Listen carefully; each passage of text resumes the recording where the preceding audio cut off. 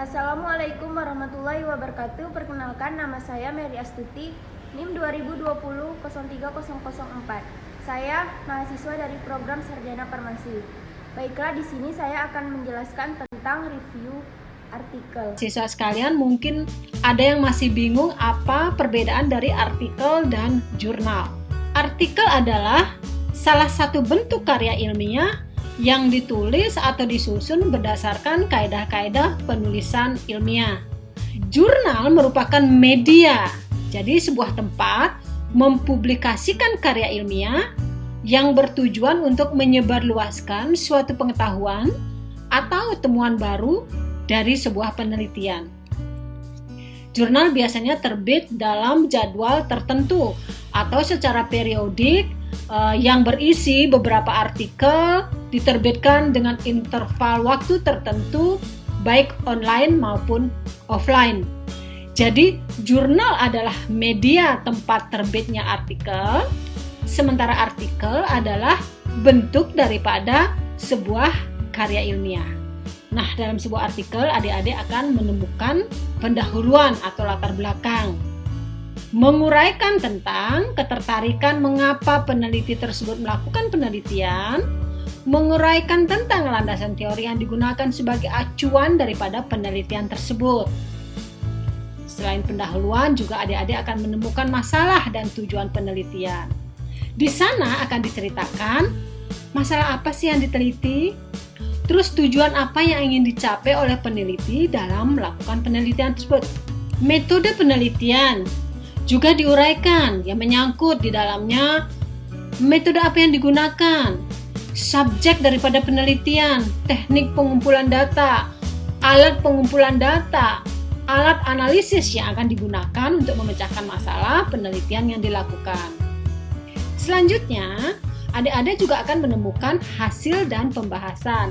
Nah, pada bagian ini akan diuraikan tentang hasil penelitian yang dilakukan dengan memberikan tentu deskripsi yang singkat, jelas, dan padat.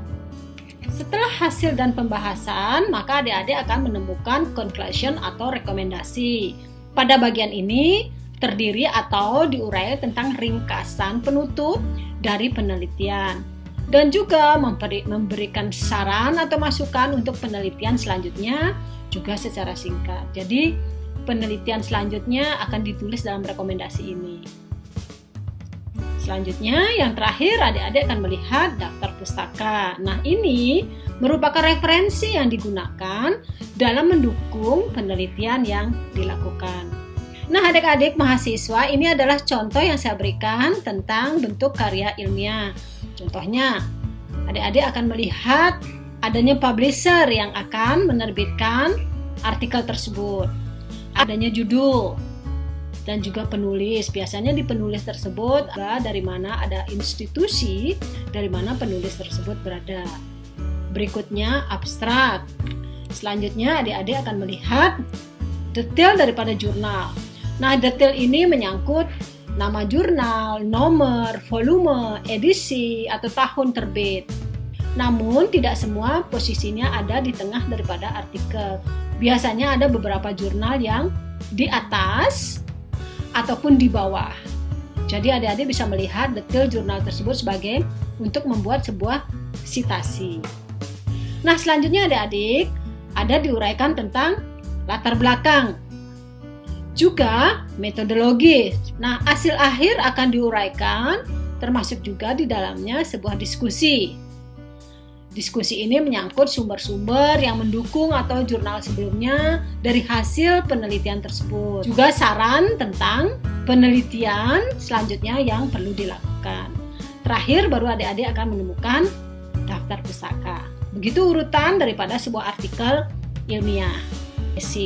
Fungsi dari review yang adik-adik lakukan ada beberapa, yaitu diharapkan mengetahui memahami inti daripada sebuah tulisan yang adik-adik review. Selanjutnya untuk mengumpulkan bahan pustaka sebuah riset. Di samping itu untuk meningkatkan kepekaan mahasiswa terhadap sebuah riset atau sebuah tulisan. Terakhir, hasil review yang adik-adik selesaikan dapat digunakan sebagai bahan pendukung dari penelitian yang akan adik-adik lakukan.